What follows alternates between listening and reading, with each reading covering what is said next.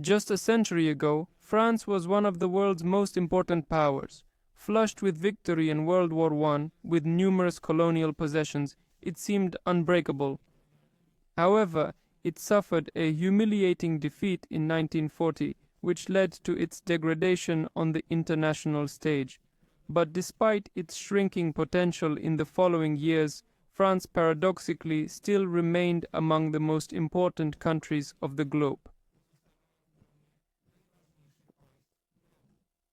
The year is 1918, and the First World War is coming to an end. No one doubts that one of the three biggest winners is France. Nearly a century earlier, the troops of the anti-Napoleonic coalition had occupied her territory. After 6 decades, Paris suffered a similar humiliation from the Prussians and their German allies. Now France took revenge for it. It regained Alsace and Lorraine, expanded its colonial empire, and occupied German territory. This was probably the peak of French power, comparable only to the period of Bonaparte's greatest triumphs. For after 1918, Paris not only broke the power of Germany, but also permanently rid itself of its centuries-old rival in the form of the Habsburg monarchy. And in the east it also formed a network of alliances with smaller states like Poland, Czechoslovakia, and Romania. French culture flourished. The French language continued to be the language of diplomacy, and France was a model in many spheres of life. However, overshadowed by the splendor of this French glory were the 2 million French victims of the Great War. For 4 years of conflict, French soldiers died en masse on the fronts. Hundreds of thousands more were dying from the Spanish flu epidemic, and there was also considerable destruction in northwest France. The tragedy of the war, combined with the positive outcome of this conflict for France, led French society to the conclusion that a similar cataclysm must never be allowed again, especially since the maximum of its ambitions had already been reached. After the defeat in 1871, generations of French people blazed with the desire for a revenge for the humiliation suffered from the Germans. Although France won no small number of victories in the 19th century, and although it never actually lost its status as a European superpower, no power of the time had suffered such despair as the occupation of its own capital, and the French did so twice. This complex was offset, however, by the severity with which the defeated Central Powers, especially Germany, were treated in the First World War. The German public, however, could neither understand nor agree to the peace terms imposed. After all, the German army had not been smashed. Enemy troops had not entered German territory. Why then should peace be an unequivocal defeat for Berlin and an unreasonable compromise? The revanchism that had shaped the attitudes of the French for years passed on to the Germans and brought its harvest in the measure of 1940. On the 22nd of June, 1940, in a railroad car in the Compiègne forest, and therefore in the same place where the Germans accepted the difficult terms of the armistice on the 11th of November, 1918, this time it was the French who had to humble themselves before the enemy. The French campaign was a shock. The world power surrendered after 53 days of defense. Adolf Hitler repeated the feat of Bismarck and Wilhelm I, and Paris was once again under occupation. The French capital was moved to unoccupied Vichy. Officially, France withdrew from the war and became neutral. This was a turning point in the history of France. Most of her territory came under foreign rule. The swift defeat seriously undermined its prestige and seriously weakened its international standing. The rule of the French state was taken over by Marshal Philippe Pétain, a hero of World War I, who set himself the goal of protecting the public from the negative consequences of the new conflict and German domination.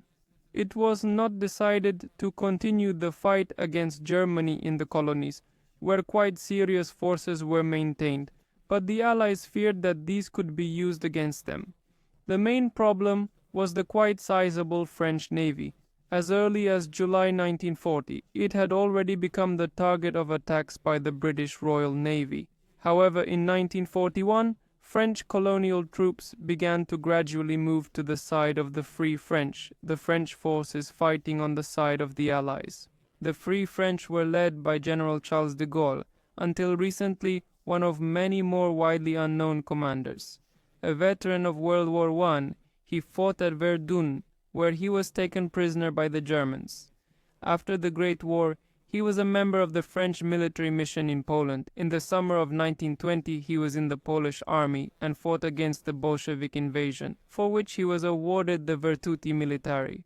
After returning to his homeland, he commanded, among other things, armored weapons units. In 1940, after the first announcements of German surrender, de Gaulle made his way to Britain, where on June 18th, on the airwaves of the BBC, he called on his compatriots to continue fighting. Initially, his influence among both the French and the Allies was very small, but the worse the Third Reich treated Vichy France, the more the ranks of the Free French grew. From 1942, the entire territory of mainland France was already under German occupation. All these factors caused Charles de Gaulle to grow from a widely unknown supplicant of the Allied powers into a serious leader. By the end of the war, the French army had become the fourth army of the anti-Hitler coalition. With the opening of the Western Front in France, the French gained the opportunity to jointly with the Allies to liberate their country from the occupying powers. In August 1944, an uprising broke out in Paris. De Gaulle forced the Americans to agree to send General Leclerc's armored division to the relief of the insurgents. On August 25th, the Germans surrendered, and after entering the city, de Gaulle said the famous words to the Parisians. Paris. Paris insulted. Paris broken. Not Paris tormented, but Paris liberated. The leader of the Free French in his speech downplayed the role of the Allies in the victory. He was well aware that the French needed to erase the disgrace of not only the humiliating defeat in 1940 and the years of occupation, but also the years of collaboration with the enemy, committed not only by the multitude of French people, but also by the legitimate institutions of the French state. This legacy of 4 years of war weighed on de Gaulle's position, as did the realization that he owed his power to the favor of the disliked Anglo-Saxons. Nonetheless, de Gaulle, on the verge of insolence combined with ridicule, fought to restore France to the position it held on the international stage before the German invasion. The attempt by France to join the ranks of the powers before which the Third Reich capitulated was almost grotesque. The ceremonial signing of this act was to take place in Berlin on the 8th of May, 1945. However, this was merely a repetition of the procedure that had taken place the day before in Reims. Now it was simply intended to be done against the USSR as well, and not just the British and Americans. General de Gaulle found out about the event and sent General Jean de Lattre de Tassigny to the non-com. The problem was that no one was expecting a French representative there. Initially, de Gaulle's envoy did not want to be allowed into the room. However, the latter, with tears in his eyes, threatened suicide if France did not participate in the unconditional surrender of Germany.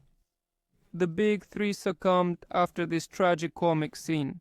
Only Field Marshal Wilhelm Keitel, commander of the Wehrmacht, joked that General de Tassigny, as a former soldier of Vichy France, should sign the document as both victor and vanquished. The determination of de Tassigny and de Gaulle, nice that it exposed France to ridicule, had a tangible effect. France no longer participated permanently in shaping the post-war order in Europe. Another occupation zone in Germany was carved out specifically for France. Paris also gained a permanent seat on the UN Security Council. France could therefore feel that it was the victor of World War II, although undoubtedly its position was clearly weakened. The dominance of French culture and language was irrevocably over. The war also caused significant material losses and impoverishment of society. To make matters worse, what had given France the opportunity since the 19th century to play an important role in world politics, the colonial empire, began to fall apart. In 1946, the former colonial empire was replaced by the French Union. All its inhabitants were granted French citizenship and the status of indigenous peoples was abolished. The basis was to be equality regardless of religion and race. In reality, however, in the former colonies, indigenous peoples were clearly discriminated against when exercising their right to vote. The Union, however, was supposed to be a refuge from the threat of the growing independence movements. Paris, on the other hand, had less and less leverage in various parts of the law. This was first evident in Indochina. After Japan's surrender, Paris was unable to regain control of its former colony there. The British were stationed in the south and the communists in the north, with whom the French had already gone to war in 1946. In 1954, after the defeat at Dien Bien Phu, France had to accept the loss of its influence in Indochina. Le 14. More humiliation soon followed. An attempt with the British in 1956 to regain control of the Suez Canal, which had been nationalized by Egypt, ended in complete disgrace. In the same year, Tunisia gained independence, and the French protectorate in Morocco ended. Most important, however, was Algeria. The territory had a special status. Unlike the other French colonies, the population of European origin, called Pied-Unois, Blackfeet, was quite large, as it was more than 1 million people.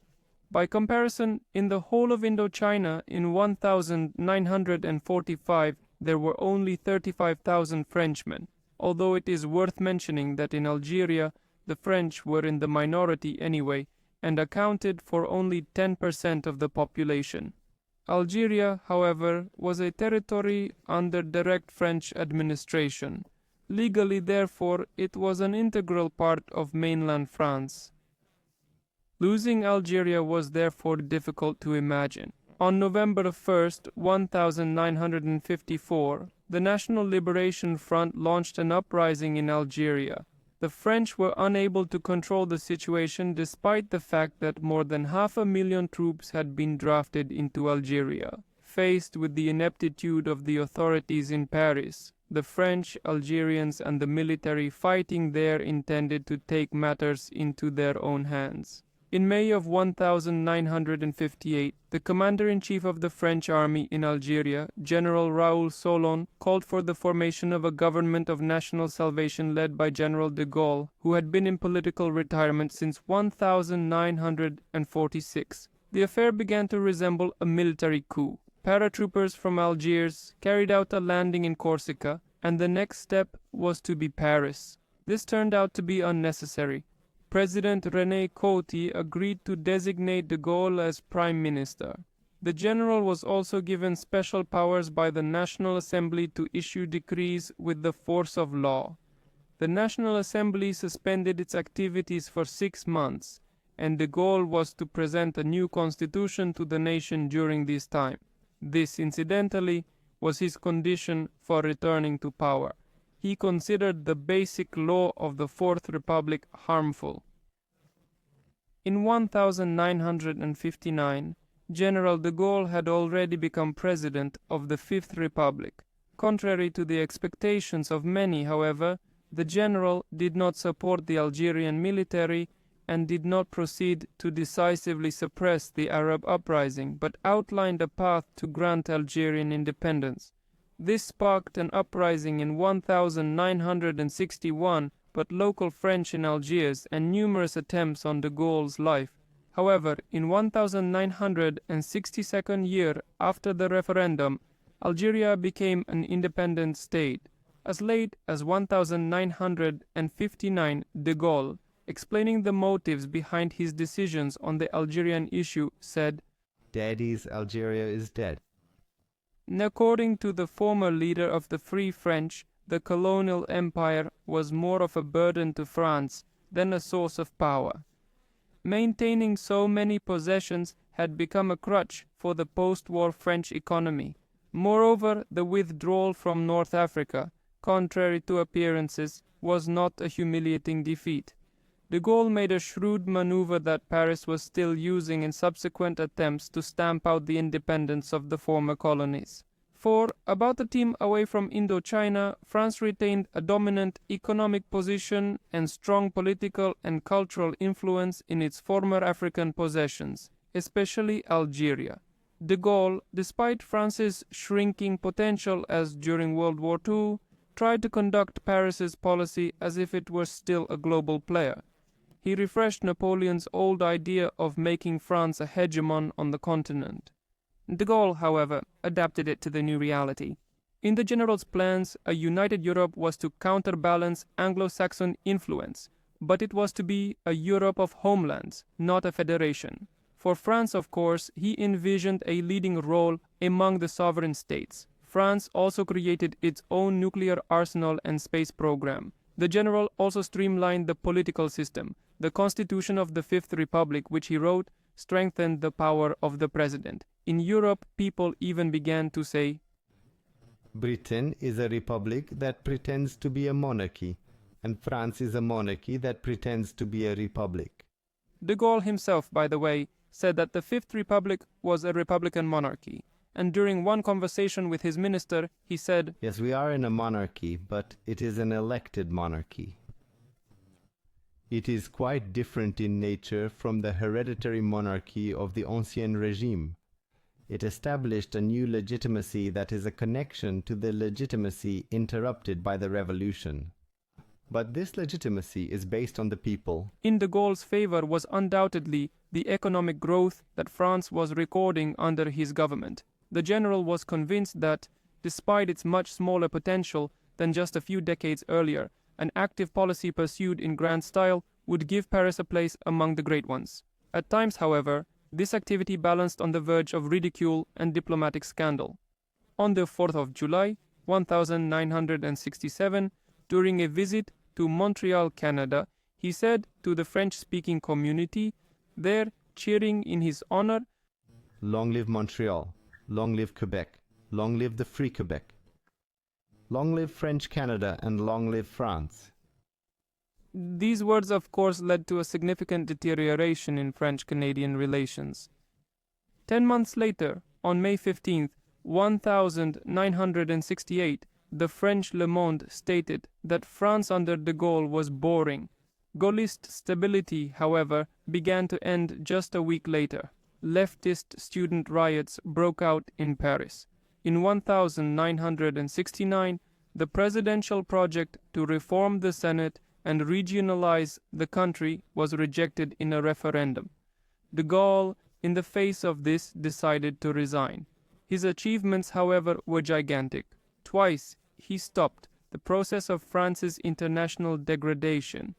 The first time during and just after World War II, when he secured his homeland's place among the major powers. The second time, when the onset of decolonization brought France to the brink of complete chaos. France under his rule remained a major European power. Despite decolonization, it also retained influence in many of its colonies, and the general furthermore set the path for how Paris would regain its position as a global player. By creating a united Europe under French leadership, but not subordinated to the United States. And to this day, this thought still occupies the minds of many French politicians.